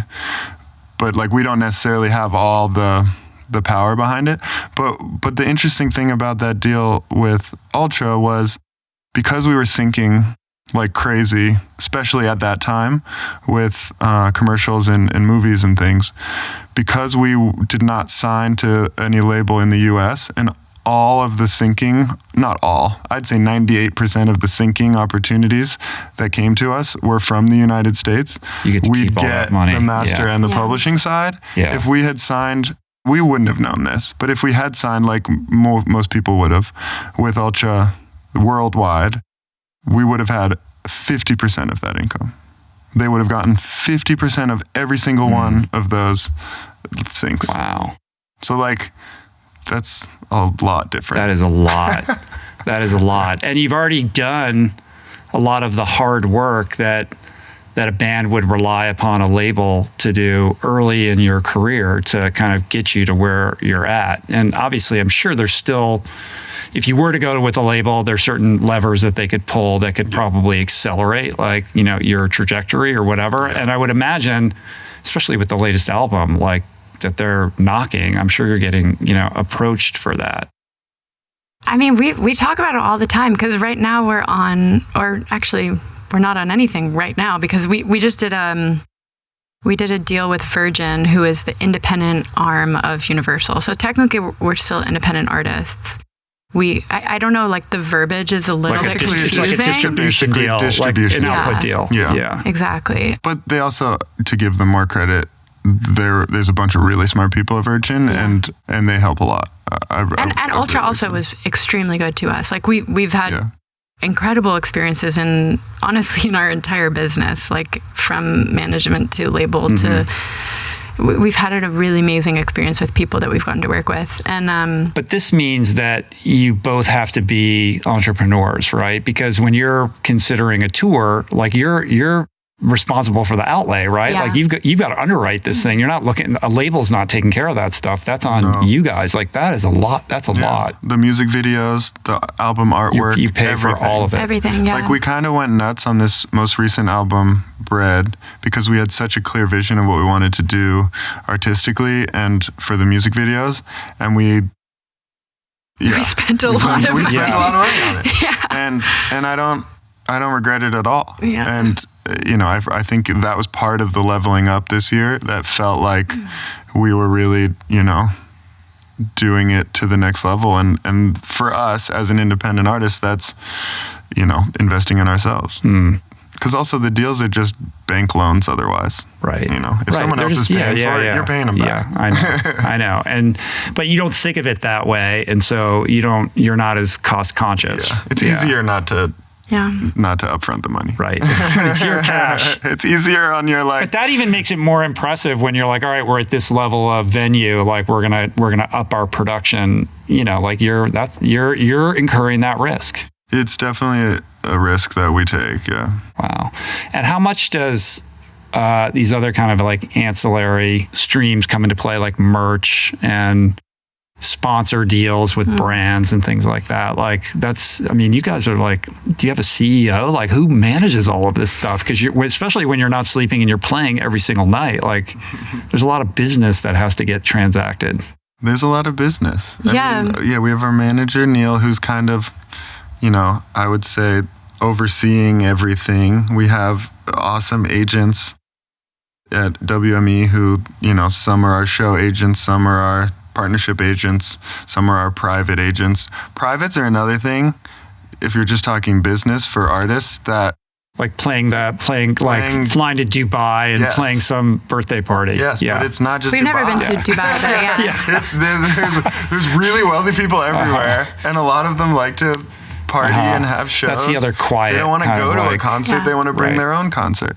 And that is a huge income stream for a lot of artists, and you don't post about it on socials because it's a private thing, and people don't necessarily know that, like, the days off when it looks like the schedule you saw, I don't think it had the privates on there, because maybe it did. It did. That was my private schedule. Oh, that was the private. You got the real shit. I got the real one. Yeah. Well, I just keep that for my friends so they know where I am. They're like, hey, want to hang out? I'm like, here, let me just send you something. Yeah. So in the kind of pie, like how does it break down percentage wise? Like the private party thing, like that, is that that's on the larger end of like the percentage? I wouldn't say at this point we were just doing a lot of scheduling for next year, and it depends on the year. Like this year we had an album, so we did our live show touring, and that takes like 3 or 4 months off the table for big DJ gigs, festival gigs, and privates for the most part, because we're kind of investing that time in building the brand. So like, we're not making as much money in those months as we would have if we didn't do that tour. But in the long run, I think we are. But so like this year, I don't know what the pie would be for percentages. I mean, I do know what it is. I looked at it recently. Is there a pie? How much? Yeah, I'd be interested in like how much of it is revenue from the streaming platforms. So it's a surprisingly large amount for us, actually. Yeah, we own it. Yeah, and that's different. We didn't expect it to be as big as it was, actually. And that was a really exciting moment for us, actually, when we saw that streaming is paying off. But a lot of it was like the catalog. Like, it's not just like the new songs we put out now that, you know, have, I don't know. And that catalog just increases in value with every new contribution to it. Right. Yeah. And I'm sure, you know, in the olden days, it would have been more and obviously different. But I think, you know, we kind of... But you would have had to have been on a label, and you would be splitting that up with a lot of people. Yeah. It's different. Who knows if we ever would have, in the olden days, you know, the only artists who you would get introduced to were people that labels, you know, paid the radio stations to play, and there's only a certain amount of them that would get signed. I don't think they would have signed a Portuguese singing guitar dance music band. So I don't, you know, if we had a Grammy nominated album in the time of CDs and vinyls, we would have made a lot more money. Would we have had that? You wouldn't have had that opportunity. I don't think so. Yeah. So like, you can't really. Yeah. How do you think about like those platforms like Spotify, Amazon, you know, Apple Music, all of those? Like I'm sure you have relationships at all of those places. I was just at a event the other day for Spotify. Like they put on this whole thing at the headquarters here in LA. They're introducing all these new tools for podcasters and the creator economy. And they put on a huge show, and it's like impressive to see a company who's thinking about these things and trying to iterate. But I also, you know, am well aware that like anything they're introducing is benefiting them more than, you know, it's like they're creating a better experience for the audience, and they're creating these tools for the creators. But ultimately, it's about like growing their platform and their premium subscriber base, right? So you need them because they're what's spreading everything out into the world. How do you kind of like think about those relationships? I don't think too much about the sort of technology and the changing technology, because I just don't feel like I could keep up. But I think we just try to have really good relationships, period, you know, across the board. And our team is amazing. Like, we just have really great people working for us and making sure that, you know, we're giving attention to all of our different relationships. And they're also... their fingers are on the pulse in terms of what's happening with Amazon Music versus Apple Music versus, actually in this country, like Deezer has a bigger market share. So like, let's make sure that we're super serving them. And I think, you know, Tuck and I, for the most part, are just kind of like, we're here to, like, we love running the business. You're focused on doing the important thing, which is like focusing on your music. Yeah. And we've delegated, you know, thinking about the technology and the pulse and the market shares and that kind of thing to some really smart people.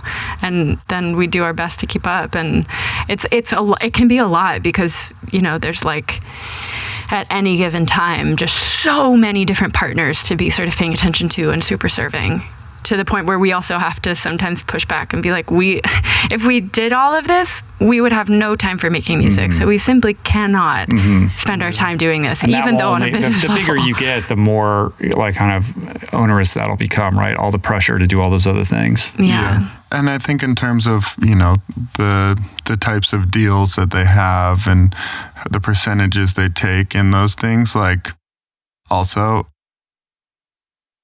you also can go on your phone and look up any song in like the world and listen to it. Right.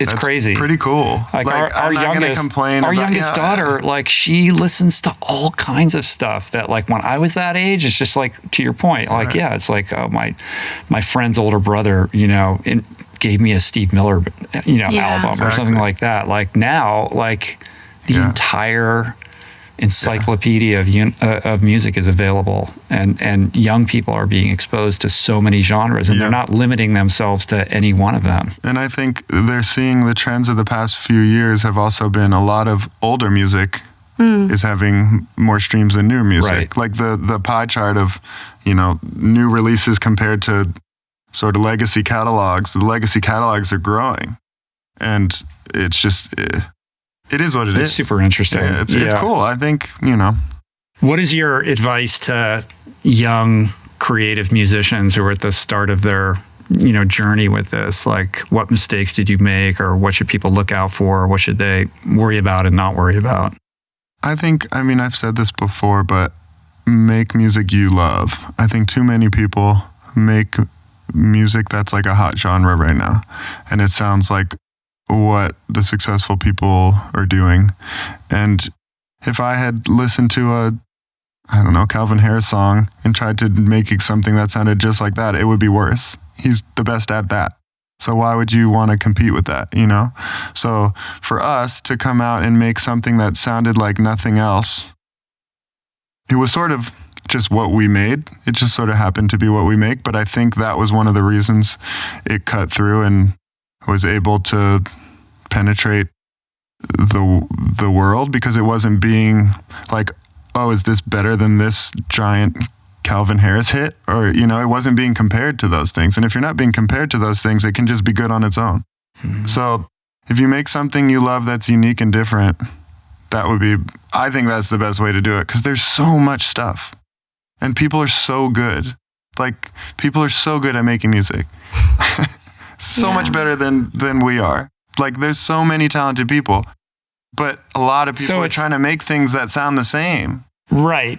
But then you're sort of involving yourself in like a competition, right? Like a competitive mindset. Right. And like, you're an athlete, I'm sure you're very competitive and you want to win. Yeah, you're right. So, but you have to let go a little bit of that, right? And just be like, I'm not competing against Calvin Harris or anyone else. I'm basically competing with myself to, bring voice to whatever is unique about me. Also, the dance music world specifically is really inclusive. Like, everyone's kind of friends with everyone. Like, yes, I'm sure everyone inside has a little bit of, I want to be the biggest or best or competitiveness, but like, people are really like, oh, they're popping off, let's collaborate. Like, the people are pretty supportive of each other, that I found surprising coming out of sports and coming out of like schools, honestly. That is really cool. Also, the other thing I realized coming from basketball, you go out to play a game and there's a whole nother team trying to make you lose. And often there's half the fans trying to make you lose. You go out and play a concert, everyone wants you to win. There's like no other team trying to make you lose. Things can go wrong, but it's pretty nice. And you can win every night. You can win every night. And it's always a home team advantage, basically, no matter where you are. A home game. Unless you're like opening for, we've opened for some really funny people. Yeah, that's where we're going thing, right before. Oh my God. Do you remember that one in New Orleans? Who were we right before? Marilyn Manson? Yes. Oh my God. You opened for Marilyn Manson? Yeah, basically. No, it was a fest. We were right before them. It was a long time ago, early on. And there was like 4 layers of Marilyn Manson fans in the front waiting for him to play after us. They were looking at us. It was so unimpressed is the right word. We've definitely had moments like that. It's not really like a home game then, but that's true. It's not always the perfect. So you can get put in some bad situations, but you know what I mean. And if you're the opening act, it's an away game. Yeah. It depends on who you're opening for too. It's true. For sure. But go ahead. Just the other thing that I like to make the comparison to is in basketball or any sport. If you're an amazing basketball player, it doesn't matter if you're an asshole. It doesn't matter if people like being around you. It doesn't matter if you're a good teammate. Like, if you're the best player, you're going to play. You're going to be on the court. And in this, I noticed it helps a lot to be a good person. It helps a lot to be someone people want to be around. Like all those intangibles, I think can get you really far in this compared to in athletics, because it's just about production. And it's not exactly like that with music. So I learned that early, and I thought that was pretty exciting because I can use other skills that I've, developed my whole life to help us in this that are unrelated to music. Yeah. What do you think, Sophie, in terms of like advice you would give to your younger self or a younger artist, whether it's a musician or some other kind of like creative pursuit that you've learned? Yeah, I mean, I would definitely encourage collaboration. In this case, I would encourage my younger self to say yes to collaborating with Tucker.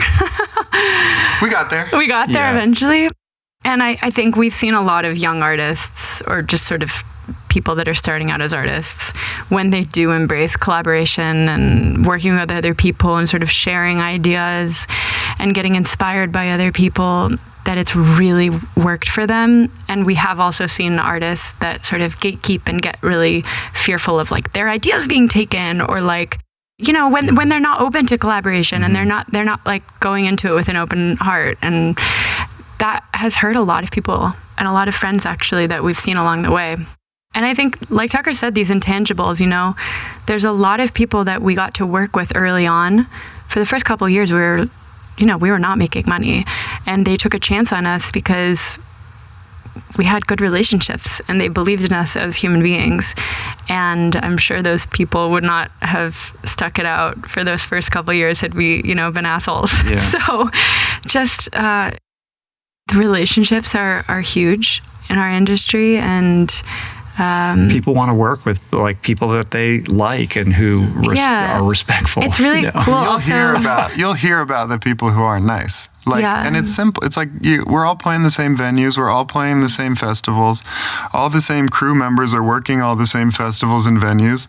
If you're, if you're a dick, they're going to get around everyone. Quick. Yeah, everybody's going to know. And I think it also has to do with who you work with. We've talked about Neil and Justina, this is like our sort of core four that we've been working with since the very beginning. And the number of times that we've heard from other people in the industry who come to us and they say, we worked with your management team and, we work with so many different people, but your team was so fair, so kind, so, good at listening and all these things.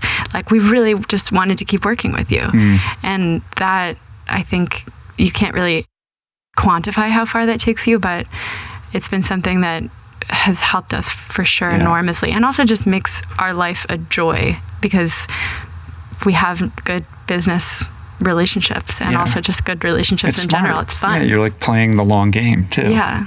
The one thing about you guys that really stands out is just that it's just positive vibes all day long. Like there's no negativity, to your point about like competition or like, kind of thinking about what other people are doing. Like it's all good. It's all like positive, uplifting energy. And I'm sure that's the experience that being in your audience, is like, right? Like, but it exudes, it's like a very authentic, kind of like aura around you. I feel like I have to call myself out a little bit here because Sophie's definitely thinking it and I know what she's thinking. What was I thinking? Well, I was nodding my head, just being like, yeah, it's because true. We're so positive. No, we are positive. We're definitely positive. What were you thinking? One of the ways that I motivate is being very aware of how everyone else is doing and using my competitiveness to drive me. So I can't say that I don't look at other people who are like selling more tickets than us or have a better song or a song is doing better or whatever it is. And it doesn't, there was a bit of a time when I remember I would like forward stuff to Sophie and be like, damn, look at that, look at them, look at their show. Look at the venue they played, And but that's different from like talking shit about people. Yeah, I agree. Oh no, it's positive. I mean, it's one thing to like look at that and be inspired and have it motivate you. So yeah, I guess the point was she took it as negative because she was like, that's not what motivates me. Comparing and seeing that like maybe our venue's smaller than theirs. I'm going to take that sort of negatively. And I'm going to internalize that negatively, and it's not going to make me feel good. And for me, I'm like, let's go. Right. I want to go get it. Yeah, well, I think So in that way, I get it. You know what I mean? that way, yeah, I don't know if I would use the word negative and positive to describe that, but definitely the thing that most motivates me is, being really grateful for what we do have and focusing more on that. And then kind of, you don't like the comparisons. I don't like too much of it. I think without gratitude, it hurts me. And so I just felt like there was a time. Perspective. She's more evolved. Yeah. No, I'm a little more of a killer. Maybe, but I think we're also just kidding. in our own ways. I don't know. I do think that when you focus on the things that you're really grateful for, they tend to expand and multiply. I'm not saying let's not focus on what we're grateful for. That's I'm all just we were also saying like, let's get after it. Let's get after it a little bit. So I like both perspectives. But again, I think the motivational piece of it is like, I actually think that if what we want is, bigger venues and all these things, that actually like focusing on what's really working for us is actually going to get us there. So it was more like a pivot of perspective of how do we get there. And for me, focusing on the positive things, we're definitely going to be more fruitful in that way towards that same goal. Right. But I just didn't take them negatively. They're the same things. I just didn't take them negatively. Yeah. And to some extent, it's kind of semantics, whether it's like positive or negative. But I do think that we have a culture of positivity, of lifting people up. And this is kind of what I was saying, where I feel like this last tour was a moment for us where we realized that all of the people who come to our shows feel that same way, and that message is clear, that people are showing up being like, I'm gonna come to this show and I'm gonna dress up with the craziest outfit I have in my closet, and I'm gonna scream and dance and like let loose and let go of all the things that are not serving me anymore, and make friends. And like the fact that we've created an environment that people come to for that is just so cool, and something I'm so proud of. I think that culture does permeate like our entire business, our friendship. And that isn't to say that there aren't hard things, challenges, negative moments that I think we have to give some space for. It's not like we're, what's the word? Sort of like positivity police. Like we're not like, you must be positive at all moments, I think there's a lot of... Not at all. I mean, last week we had a week of bad news, honestly. Like we had a bunch of shows, but there was an election. And the day before, we had played at the side who lost rally. And so that was sort of like a weird, and then the Grammy nominations came out and we weren't on them. And as a competitive person, I was pissed. I wasn't happy for a lot of reasons, women, and then also myself for the Grammy one. And we got a bunch of messages, sort of encouraging messages, mostly from our family, I think, just saying like, what your show tonight is actually more important now than it was yesterday, because like you need to give that. We need these spaces of joy and inclusion and, loving yourself and fun and escape from a really heavy world right now is more important than ever. And so that felt good. Even in a shitty time. No, it's special what you guys are doing. Sophie, do you feel like you're changing the world? Yeah, I do. But I also don't feel like it's my responsibility to anymore. That's even better, actually. Like, I feel like I'm really proud of what we do on a daily basis, but it's also like, I don't have this like savior complex thing anymore. I'm like, it's not my job. It's my job to do the best that I can every day, but I'm not supposed to like save the world single-handedly. That's unrealistic. Sophie for president. No, God, no. I would be the worst. Don't. Oh my God. Where would that leave you? How would you fit in? The administration. I'll be in the administration somewhere. Maybe her stylist. All right. All right. That's amazing. You guys are awesome.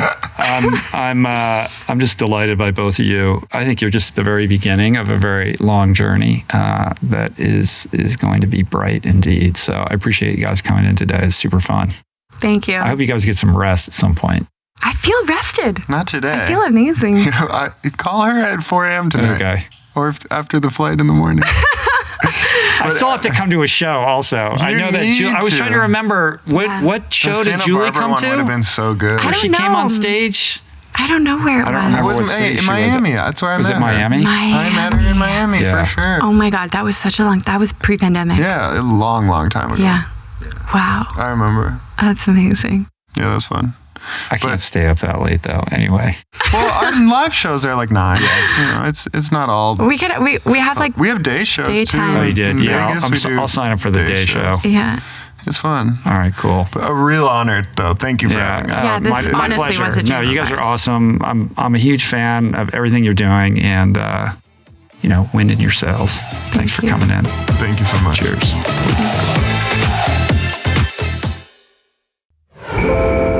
That's it for today. Thank you for listening. I truly hope you enjoyed the conversation. To learn more about today's guest, including links and resources related to everything discussed today, visit the episode page at richroll.com, where you can find the entire podcast archive, my books, Finding Ultra, Voicing Change, and The Plant Power Way, as well as the Plant Power Meal Planner at meals.richroll.com. If you'd like to support the podcast, the easiest and most impactful thing you can do is to subscribe to the show on Apple Podcasts, on Spotify, and on YouTube, and leave a review and or comment. This show just wouldn't be possible without the help of our amazing sponsors who keep this podcast running wild and free. To check out all their amazing offers, head to richroll.com/sponsors. And sharing the show or your favorite episode with friends or on social media is, of course, awesome and very helpful.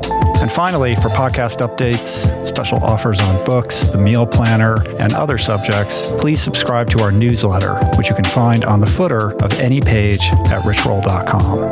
Today's show was produced and engineered by Jason Camiolo. The video edition of the podcast was created by Blake Curtis, with assistance by our creative director, Dan Drake. Portraits by Davey Greenberg, graphic and social media assets courtesy of Daniel Solis.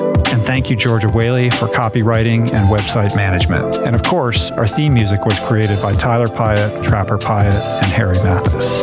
Appreciate the love the support. See you back here soon. Peace.